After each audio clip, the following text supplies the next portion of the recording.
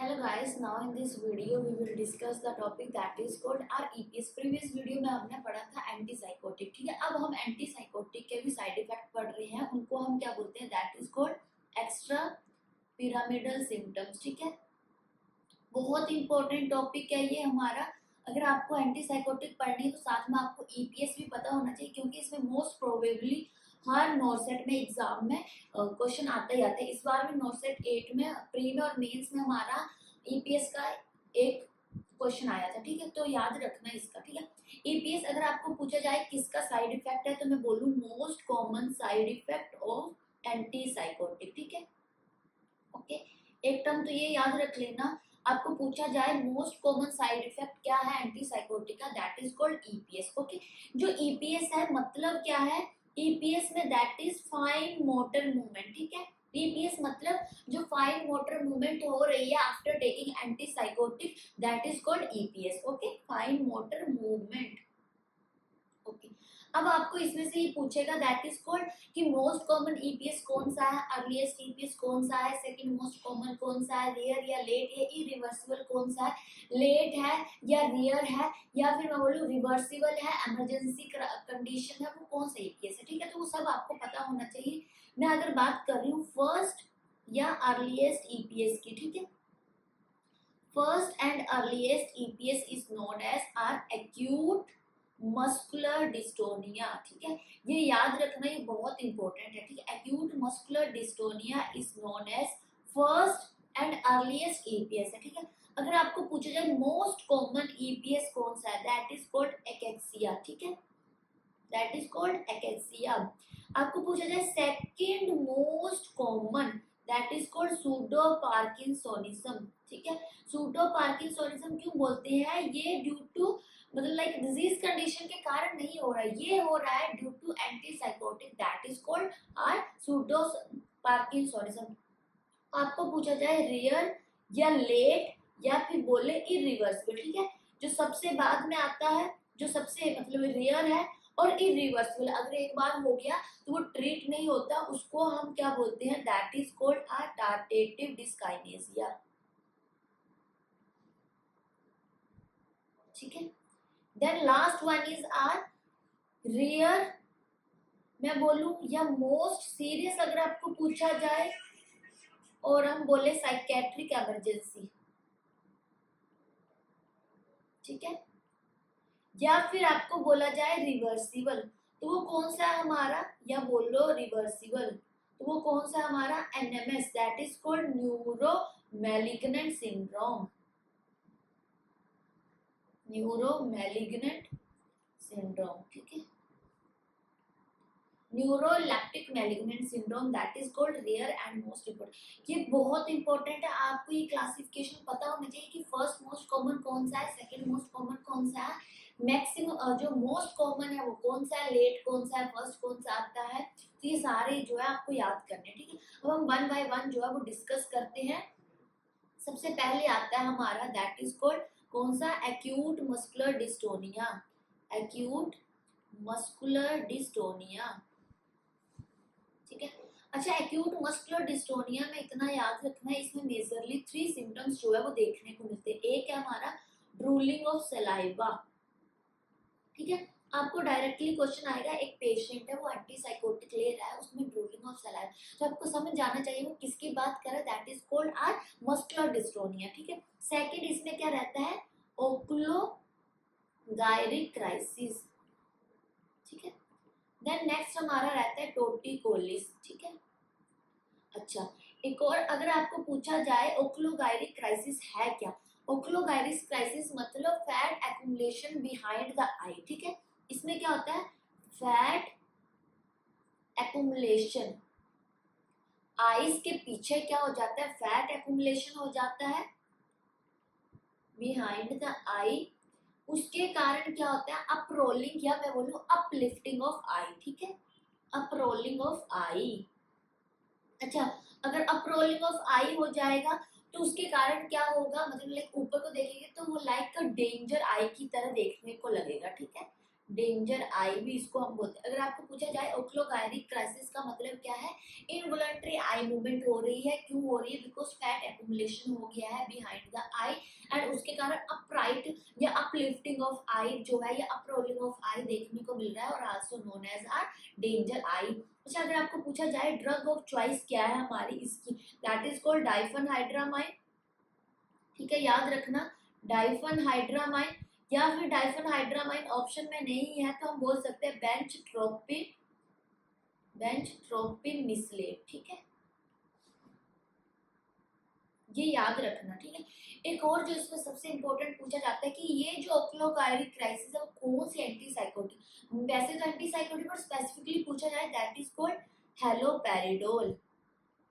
अगर कोई पेशेंट है जो हेलोपेरिडोल ले रहा है तो उसमें ओक्लोगायरिक क्राइसिस देखने को मिलते हैं। एक और बात, हेलोपेरिडोल कैसे देते हैं, that is called deep IM देते हैं और कौन से टेक्निक से, जेट ट्रैप टेक्निक से देते हैं, बिकॉज उसमें क्या है स्विमिंग आउट नहीं हो पाती है कोई भी ड्रग, मतलब लीक नहीं हो पाएगी। ठीक है इसलिए हम क्या करते हैं हेलोपेरिडोल देते हैं। जितनी भी इरिटेटिव मेडिसिन है जिनका मतलब ये है कि वो मसल को इरिटेट करके रिटर्न आ सकते हैं तो उनको हम किसके थ्रू देते हैं, that is called jet trap technique से। ठीक है देन आता है हमारा टोटिकोलिस। टोटिकोलिस में क्या देखने को मिलता है, दैट इज कॉल्ड जो हमारी 11th क्रेनियल नर्व है उसकी पैलेसी हो जाएगी।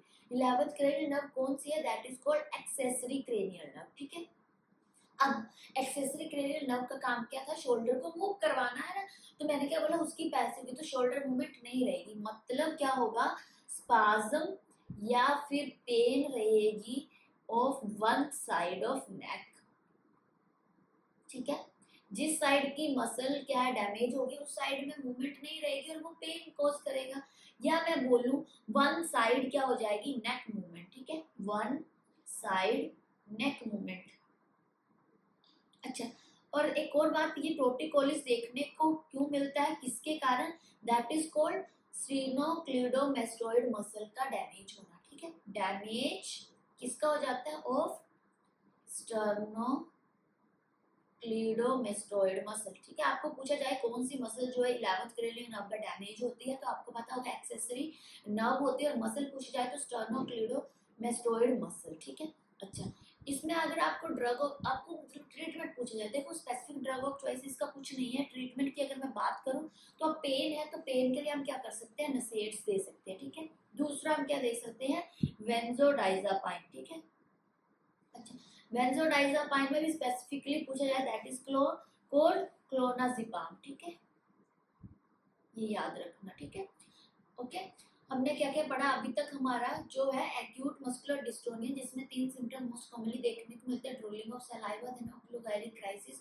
ओक्लोगायरिक क्राइसिस मोस्ट कॉमनली किसके कारण देखने को मिलता है, that is called haloperidol.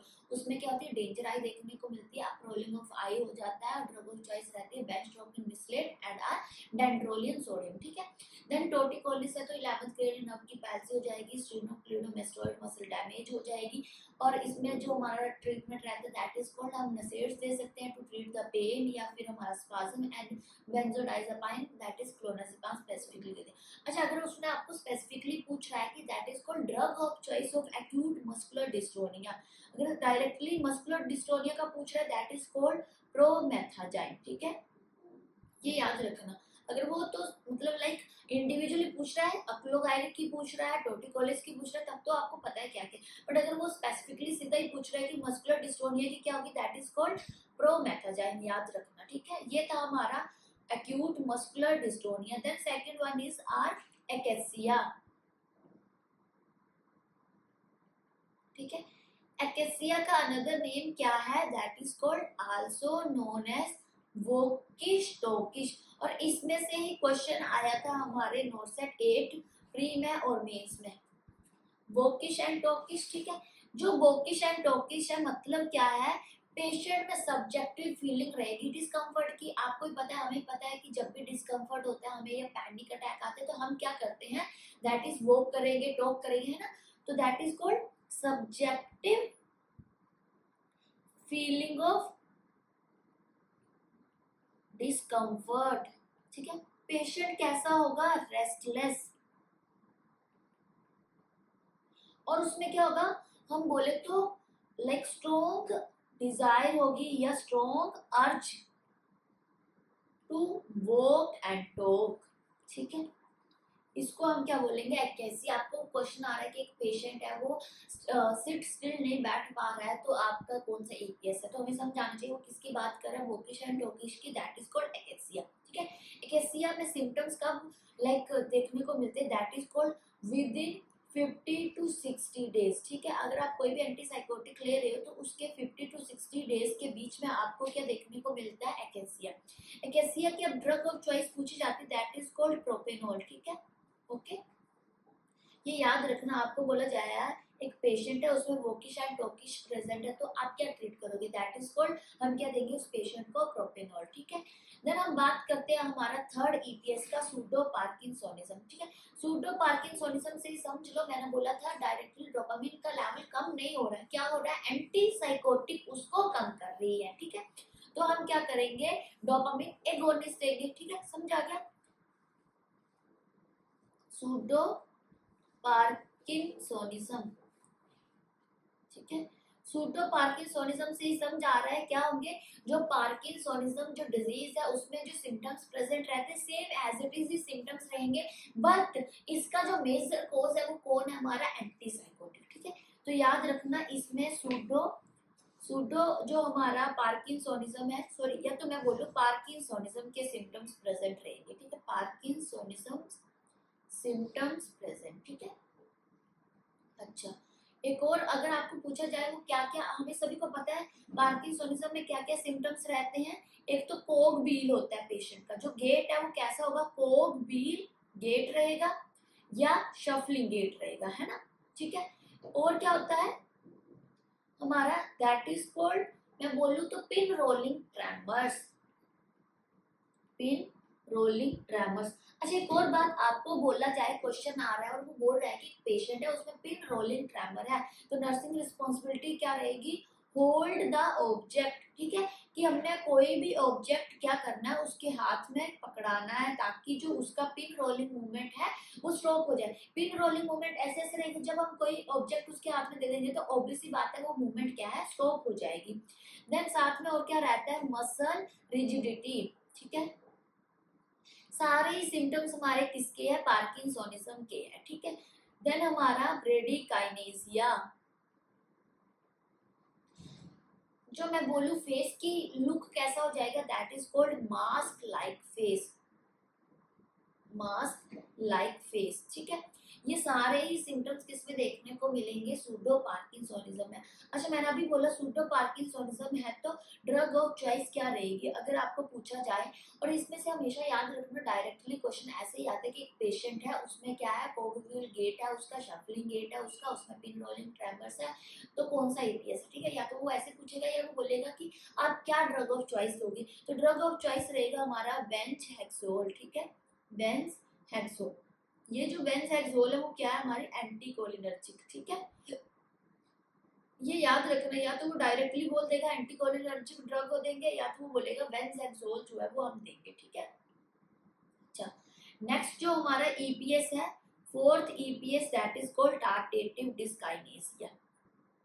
टार्टेटिव dyskinesia कौन सा था, that is called late, rare और इरिवर्सिबल, कि अगर किसी पेशेंट को ये सिम्टम आ गया तो उसमें ये ट्रीट नहीं होगा, ठीक है। इसको हम बोलते हैं also known as rabbit syndrome, ठीक है। अच्छा, बोलोगे रैबिट सिंड्रोम क्यों है, क्योंकि जैसे रैबिट के सिम्टम्स रहते हैं वैसे ये भी हरकतें करेगा। लाइक इसमें क्या होगा, ये प्रोट्रूजन ऑफ टंग रखेगा, मतलब बिना मतलब की टंग को निकालता रहेगा, ठीक है, ऐसे करेगा, प्रोट्रूजन ऑफ टंग। दूसरा है ब्लिंकिंग ऑफ आईज, कि अपनी मर्जी से ब्लिंक करता रहेगा बार बार बार बार, ठीक है, ब्लिंकिंग ऑफ आईज। देन हमारा क्या करेगा, ग्राइमेसिंग, ऐसे बिना मतलब कि क्या है, च्विमिंग मूवमेंट करेगा, कुछ नहीं भी खा रहा है फिर भी क्या करेगा, च्विमिंग मूवमेंट करेगा, और हमारा पर्पसलेस मूवमेंट रहेगी इस पेशेंट में, ठीक है, पर्पसलेस मूवमेंट, ठीक है। ये सारे ही सिम्टम्स किसमें प्रेजेंट रहेंगे, हमारे टार्टेटिव डिस्काइनेसिया में, जिसको हम क्या बोलते हैं, रैपिड सिंड्रोम। अच्छा, आपको ऐसे बोलेंगे कि एक पेशेंट है वो क्या कर रहा है, प्रोट्रूजन ऑफ टंग कर रहा है, ब्लिंकिंग ऑफ आईज कर रहा है, च्विमिंग मूवमेंट कर रहा है, तो आप कौन सी ड्रग ऑफ चॉइस होगी। अच्छा वही बात आ गई, मैंने यही बोला अगर आपको ये पता होगा कि उसमें प्रेजेंट क्या है, कौन सा ईपीएस है, तो आपको समझ आ जाएगा। तो उसका जो ड्रग ऑफ चॉइस रहेगा दैट इज कॉल्ड प्रोपेनॉल। ठीक है, ओके समझ लेना कौन सी ड्रग ऑफ चॉइस रहेगी, that is called propranolol. Then next आता है हमारा last one is EPS, that is called neuroleptic malignant syndrome. Neuroleptic malignant syndrome. अच्छा आपको बोला जाए आपको बोला जाए रेयर, या मैं बोलूं रिवर्सिबल, या मैं बोलूं मोस्ट सीरियस जो ईपीएस है that is called neuroleptic malignant syndrome. इसका एक सबसे ज्यादा इंपॉर्टेंट सिम्टम है दैट इज कॉल्ड हाइपरपायरेक्सिया। ठीक है, हाइपरपायरेक्सिया मतलब फीवर रहेगा मोर देन 105 डिग्री फ़ारेनहाइट। ठीक है, आपको बोल रहे हैं पेशेंट है उसमें फीवर क्या है, मोर देन 105 रह रहा है। अच्छा अगर फीवर है तो हमें पता है स्वेटिंग होगी, दैट इज कॉल्ड डायफोरेसिस। ठीक है, अगर डायफोरेसिस है मुझे बताओ तो उसमें क्या रहेगा, हाइपोटेंशन है ना, क्योंकि स्वेट के थ्रू क्या हो रहा है, वाटर लॉस हो रहा है, तो किसको लीड करेगा, हाइपोटेंशन। अच्छा अगर हाइपोटेंशन हो रहा है तो पेशेंट में क्या होगा, टैकीकार्डिया एंड टैकीपीनिया, क्योंकि कंपनसेटरी तो काम करना है, और साथ में पेशेंट में क्या देखने को मिलेगा, रिजिडिटी। ठीक है, आपको बोलेगा एक पेशेंट है वो क्या कर रहा था, एंटीसाइकोटिक ड्रग्स ले रहा था और उसमें क्या है, हाइपरपायरेक्सिया प्रेजेंट है, टैकीकार्डिया टैकीपीनिया प्रेजेंट है, तो ड्रग ऑफ चॉइस क्या रहेगी, पहले तो आपको समझ आ जाना है किसकी बात कर रहा है, एनएमएस की। तो आप ड्रग ऑफ चॉइस क्या दोगे, डेंड्रोलिन सोडियम, या मैं बोलूं हमारा बेंचट्रोपिन, सॉरी सॉरी सॉरी ब्रोमोक्रिप्टिन। ठीक है, बेंचट्रोपिन तो हम किसमें दे रहे थे, हमारे ओक्लोगायरिक क्राइसिस। ब्रोमोक्रिप्टिन, ब्रोमोक्रिप्टिन क्या है, हमारा डोपामिन एगोनिस्ट, मतलब ये क्या करेगा, डोपामिन के लेवल को बढ़ाएगा। और मैंने बोला था जब डोपामिन का लेवल बढ़ता है तो प्रोलैक्टिन का लेवल कम होता है, दोनों का याद रखना। अगर डोपामिन बढ़ा मतलब ये इनवर्सली प्रोपोर्शन किसके है, प्रोलैक्टिन के। अगर हमारा डोपामिन बढ़ा तो प्रोलैक्टिन कम होगा, और प्रोलैक्टिन बढ़ा तो डोपामिन कम होगा, एक बढ़ेगा तो दूसरा ऑटोमेटिकली कम होगा। तो मैं क्या बोल रही हूँ, अगर कोई पेशेंट है उसको सीवियर ग्लैक्टोरिया है तो मैं क्या उसको डोपामिन एंटागोनिस्ट दे सकती हूँ या एगोनिस्ट दूंगी, समझ रहे हो, मैं कौन सी ड्रग दूंगी, हमेशा डोपामिन एगोनिस्ट, क्योंकि मैंने दूसरे के लेवल को बढ़ाया तो प्रोलैक्टिन का लेवल खुद ही कम हो जाएगा। ठीक है, हमने अभी क्या क्या पढ़ा, हमारा ईपीएस, ईपीएस भी पूछा जाए तो मोस्ट कॉमन किसका साइड इफेक्ट है, हमारे एंटीसाइकोटिक का। ठीक है, अच्छा इसमें आपको पूछा जाए मोस्ट कॉमन कौन सा है, दैट इज कॉल्ड एकेक्सिया। फर्स्ट पूछा जाए या अर्लीस्ट पूछा जाए मस्कुलर डिस्टोनिया, आपको पूछा जाए second most common that is pseudo parkinsonism, आपको पूछा जाए रेयर है और लेट और हमारा irreversible that is called tardive dyskinesia, और आपको पूछा जाए रेयर और इमरजेंसी कंडीशन है या सीरियस है that is called are NMS. ठीक है, अच्छा हमारा जो मैंने बोला अभी डिस्टोनिया है उसमें क्या होगा, एक तो ड्रूलिंग ऑफ सलाइवा, दूसरा ओक्लोगायरिक क्राइसिस, थर्ड हमारा टोर्टिकोलिस। तो जो ओक्लोगायरिक क्राइसिस है उसमें ड्रग ऑफ चॉइस रहेगी हमारी बेंस्ट्रोपिन, और एक हमारा रहता है दैट इज कॉल्ड हमारा मैं बोलूँ तो डाइफेनहाइड्रामाइड। ठीक है, देन टोर्टिकोलिस है तो हमें पता है पेन के लिए हम क्या क्या कर सकते हैं, नसेट्स दे सकते हैं, बेंजोडाइजेपाइन दे सकते हैं। अच्छा अगर आपको वो डायरेक्टली पूछ रहा है कि डिस्टोनिया का ड्रग ऑफ चॉइस क्या रहेगा तो आपको पता होना चाहिए दैट इज कॉल्ड प्रोमेथाजन। देन आप बात कर रहा हूँ वोकिश एंड डोकिश, मतलब किसकी बात कर रहे हैं, एकेसिया की, तो ड्रग ऑफ चॉइस क्या रहेगी, प्रोपेनॉल। अच्छा एक और मैं भूल गई, हाँ अकेसिया के सिम्टम्स प्रेजेंट रहेंगे विद इन 50 टू 60 डेज में। सूडो पार्किंसोनिज्म की अगर मैं बात करूं, इसमें जो सिम्टम्स प्रेजेंट रहते हैं after taking antipsychotic within 1 to 5 days में क्या होंगे, साइड इफेक्ट जो है वो प्रेजेंट हो जाएंगे, समझ आ गया। सूडो पार्किंसोनिज्म में विद इन 1 टू 5 डेज के बीच में ही क्या हो जाएंगे, सिम्टम्स प्रेजेंट हो जाएंगे। जो टार्टेटिव डिस्काइनेसिया है उसमें क्या है, हमारा रैपिड सिंड्रोम रहेगा, जैसे वो क्या करेगा, ब्लिंकिंग ऑफ आईज करेगा, मैं बोलूँ फ्रीडिंग movement, purposeless movement, grimacing and protrusion of tongue. तो इसमें ड्रग ऑफ चॉइस रहेगी प्रोपेनॉल। इसमें जो सिम्टम्स प्रेजेंट रहते हैं that is called 4 to 6 weeks month, sorry 4 to 6 month of taking antipsychotic हमारे क्या है, सिम्टम्स प्रेजेंट रहेंगे। ठीक है, देन न्यूरोलेप्टिक मैलिग्नेंट सिंड्रोम, तो समझ लेना उस पेशेंट में हमेशा हाइपरपायरेक्सिया रहेगा। अगर हाइपरपायरेक्सिया है तो पेशेंट में डायफोरेसिस है तो टैकीकार्डिया टैकीपीनिया, और साथ में हाइपोटेंशन और रिजिडिटी जो है प्रेजेंट रहेगी। ड्रग ऑफ चॉइस की बात करें, हमारा डेंड्रोलिन सोडियम आ गया और दूसरा ब्रोमोक्रिप्टिन हमारा आ गया जिसको हम बोलते हैं डोपामिन एगोनिस्ट। ओके, अच्छा, इसमें एक और बात है, हमें पता है मोस्ट कॉमनली ईपीएस किससे देखने को मिलते हैं। अगर आपको पूछा जाए मोस्ट कॉमन ईपीएस किसके कारण देखने को मिलते हैं, तो हमें पता है टिपिकल से, ठीक है। अच्छा, अगर आपको पूछा जाए ए टिपिकल में, अगर आपको बोल रहा है ए टिपिकल मोस्ट कॉमन ईपीएस इन ए टिपिकल एंटीसाइकोटिक, तो ए मोस्ट कॉमन किससे, रेस्पेरिडोन, ठीक है, जो कल मैंने बताया था। अगर बोला जाए तो इससे मोस्ट कॉमन ईपीएस देखने को मिलते हैं, और आता है हमारा क्लोनाजिपाम, ठीक है, क्लोनाजिपाम। हाँ, तो उससे क्या, सॉरी क्लोनाजिपाम नहीं, क्लोजापाइन, सॉरी सॉरी, क्लोजापाइन, ठीक है, ओलंजापाइन क्लोंजापाइन पढ़ा था ना। तो क्लोजापाइन से अगर आपको बोल रहा है क्लोजापाइन, ठीक है, तो क्लोजापाइन से क्या होगा, मिनिमम ईपीएस देखने को मिलेंगे, ठीक है, क्लोजापाइन से मिनिमम ईपीएस, ठीक है, ये याद रखना। अगर वो पूछ रहे हैं मोस्ट कॉमन ईपीएस तो डाउट ही नहीं लेना, तब तो पता ही टिपिकल से होंगे। बट अगर वो एटिपिकल में मोस्ट कॉमन ईपीएस पूछ रहे हैं, दैट इज कॉल्ड क्लोजापाइन से, और सबसे सबसे कम क्लोजापाइन से, सबसे ज्यादा हमारे रेस्पेरिडोन से, ठीक है। ये था हमारा all about the EPS. EPS बहुत इंपॉर्टेंट टॉपिक है। अगर कुछ समझ नहीं आएगा तो कमेंट कर सकते हैं, या मतलब मैसेज कर देना, मैं रिप्लाई कर दूंगी, ठीक है। बट ये बहुत अच्छे से पढ़ना, बहुत ही ज्यादा इंपॉर्टेंट टॉपिक है, ठीक है। Okay, thank you.